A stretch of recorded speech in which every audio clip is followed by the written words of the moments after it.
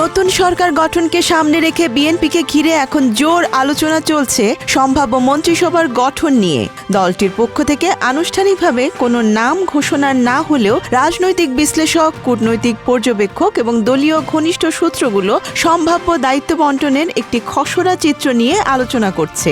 নেতৃত্বের অবস্থান, অতীত অভিজ্ঞতা, দলীয় ভারসাম্য, জোট রাজনীতি এবং কৌশলগত বাস্তবতা সবকিছু বিবেচনায় রেখে একটি সম্ভাব্য রূপরেখা ধীরে ধীরে স্পষ্ট হচ্ছে বলে মনে করা হচ্ছে। দলীয় সূত্রে ভাষ্য অনুযায়ী সরকার গঠিত হলে প্রধানমন্ত্রী দায়িত্বে থাকতে পারেন তারেক রহমান। আলোচনায় রয়েছে তিনি একই সঙ্গে প্রতিরক্ষা মন্ত্রণালয় এবং সশস্ত্র বাহিনী বিভাগের দায়িত্ব নিজের অধীনে রাখতে পারেন। বিএনপির রাজনৈতিক ইতিহাসে এর নজির রয়েছে। সাবেক প্রধানমন্ত্রী খালেদা জিয়া তার শাসনামলে প্রধানমন্ত্রীর পাশাপাশি প্রতিরক্ষা ও সশস্ত্র বাহিনী বিভাগে দায়িত্ব পালন করেছিলেন। নিরাপত্তা কাঠামোর নিয়ন্ত্রণ, সামরিক বেসামরিক ভারসাম্য এবং কৌশলগত সিদ্ধান্ত গ্রহণের ক্ষেত্রে এসব মন্ত্রণালয় প্রধানমন্ত্রীর অধীনে রাখার প্রবণতা থেকেই এমন আলোচনা জোরদার হয়েছে বলে বিশ্লেষকদের ধারণা। দলটির মহাসচিব মির্জা ফখরুল ইসলাম আলমগীরকে স্থানীয় সরকার, পল্লী উন্নয়ন ও সমবায় মন্ত্রণালয়ে দায়িত্বে দেয়া হতে পারে বলে রাজনৈতিক মহলে গুঞ্জন রয়েছে। তৃণমূল সংগঠন পরিচালনা, প্রশাসনিক অভিজ্ঞতা ও দীর্ঘ রাজনৈতিক পথ চলার কারণে এই মন্ত্রণালয়ের সঙ্গে তার নামটি স্বাভাবিকভাবেই যুক্ত হচ্ছে। স্থানীয় সরকার ব্যবস্থাকে শক্তিশালী করা এবং গ্রামীণ উন্নয়নকে রাজনৈতিক অগ্রাধিকারে রাখার কৌশল থেকেই তাকে দায়িত্ব দেয়া হতে পারে বলে ধারণা করা হচ্ছে। বিদ্যুৎ, জ্বালানি ও খনিজ সম্পদ মন্ত্রণালয়ের মতো কৌশলগতভাবে গুরুত্বপূর্ণ খাতে দায়িত্ব পেতে পারেন আব্দুল আওয়াল মিন্টু। শিল্প ও অর্থনৈতিক ব্যবস্থাপনায় তার অভিজ্ঞতা ও ব্যবসায়িক প্রেক্ষাপট এই আলোচনাকে জোরালো করেছে। বৈশ্বিক জ্বালানি বাজারের অস্থিরতা, এলএনজি আমদানি, বিদ্যুৎ উৎপাদন সক্ষমতা বৃদ্ধি এবং দীর্ঘমেয়াদী জ্বালানি নিরাপত্তা নিশ্চিত করার প্রশ্নে বিএনপি এই মন্ত্রণালয়কে বিশেষ গুরুত্ব দিতে পারে বলেই বিশ্লেষকদের মত। বাণিজ্য অথবা যোগাযোগ মন্ত্রণালয়ে দায়িত্বে থাকতে পারেন সালাউদ্দিন আহমেদ, এমন আলোচনা চলছে। একই সঙ্গে চট্টগ্রাম অঞ্চল থেকে কাউকে এই খাতে দায়িত্ব দেওয়ার সম্ভাবনাও উড়িয়ে দেওয়া হচ্ছে না। দেশের প্রধান সমুদ্র বন্দর, রপ্তানি আমদানি নির্ভর অর্থনীতি ও আন্তর্জাতিক বাণিজ্য ব্যবস্থার সঙ্গে ঘনিষ্ঠ যোগাযোগের বিষয়টি আলোচনায় রেখে আঞ্চলিক ভারসাম্য রক্ষার কৌশলও এখানে গুরুত্বপূর্ণ হয়ে উঠতে পারে। অর্থ মন্ত্রণালয়ের ক্ষেত্রে সবচেয়ে বেশি আলোচিত নাম রেজা কিবরিয়া। তিনি প্রয়াত অর্থমন্ত্রী শাহ এম.এস. কিবরিয়ার ছেলে এবং নিজেও একজন স্বীকৃত অর্থনীতিবিদ হিসেবে পরিচিত। আন্তর্জাতিক আর্থিক প্রতিষ্ঠান ও নীতিগত আলোচনায় তার সম্পৃক্ততা এবং অর্থনৈতিক সংস্কার বিষয়ে তার অবস্থান তাকে অর্থমন্ত্রী অথবা উপমন্ত্রী হিসেবে বিবেচনায় এগিয়ে রেখেছে বলে রাজনৈতিক মহলে আলোচনা রয়েছে। দেশের রাজস্ব ঘাটতি, ব্যাংকিং খাত সংস্কার, বৈদেশিক ঋণ ব্যবস্থাপনা এবং মুদ্রাস্ফীতির মতো চ্যালেঞ্জ মোকাবিলায় অর্থ মন্ত্রণালয় হবে সবচেয়ে গুরুত্বপূর্ণ। দেশের রাজস্ব ঘাটতি, ব্যাংকিং খাত সংস্কার, বৈদেশিক ঋণ ব্যবস্থাপনা এবং মুদ্রাস্ফীতির মতো চ্যালেঞ্জ মোকাবিলায় অর্থ মন্ত্রণালয় হবে সবচেয়ে গুরুত্বপূর্ণ ক্ষেত্রগুলোর একটি। আইন, বিচার ও সংসদ বিষয়ক মন্ত্রণালয়ের দায়িত্বে সাবেক অ্যাটর্নি জেনারেল আসাদুজ্জামানের নাম শোনা যাচ্ছে। পাশাপাশি ব্যারিস্টার মাহবুব উদ্দিন খোকন এবং ব্যারিস্টার কায়সার কামালের নামও আলোচনায় রয়েছে। সাংবিধানিক সংস্কার, বিচার বিভাগের স্বাধীনতা এবং সংসদীয় কার্যক্রমে দক্ষতা নিশ্চিত করতে অভিজ্ঞ আইনজীবীদের সামনে আনার কৌশল হিসেবেই এই নামগুলো উঠে আসছে বলে ধারণা করা হচ্ছে।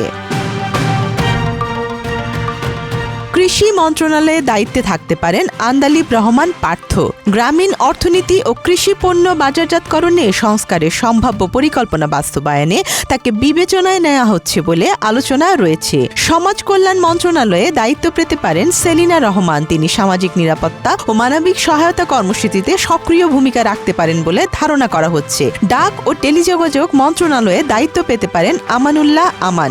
একই সঙ্গে তাকে শ্রম ও কর্মসংস্থান মন্ত্রণালয়ে দায়িত্ব দেওয়ার কথাও আলোচনায় রয়েছে। প্রযুক্তি, কর্মসংস্থান এবং প্রবাসী শ্রম বাজারে সংযোগ শক্তিশালী করার লক্ষ্য থেকেই এমন সম্ভাবনার কথা শোনা যাচ্ছে। সংস্কৃতি মন্ত্রণালয়ে দায়িত্ব পেতে পারেন শামা ওবায়েদ। রাজনৈতিক আন্দোলনের পাশাপাশি সাংস্কৃতিক অঙ্গনে তার সক্রিয়তা তাকে আলোচনায় এগিয়ে রেখেছে। যুব ও ক্রীড়া মন্ত্রণালয়ের উপমন্ত্রীর দায়িত্ব তরুণ কাউকে দেয়া যেতে পারে। আমিনুল হক এই মন্ত্রণালয়ে অনেকটা নিশ্চিত ছিলেন বলে আলোচনায় থাকলেও নির্বাচনে পরাজয়ের কারণে সমীকরণ বদলে যেতে পারে। ধর্ম বিষয়ক মন্ত্রণালয়ে দায়িত্ব পেতে পারেন কাজী শাহ মোফাজ্জেল হোসেন কায়কোবাদ, যিনি অতীতে একই খাতে উপমন্ত্রী হিসেবে দায়িত্ব পালন করেছেন।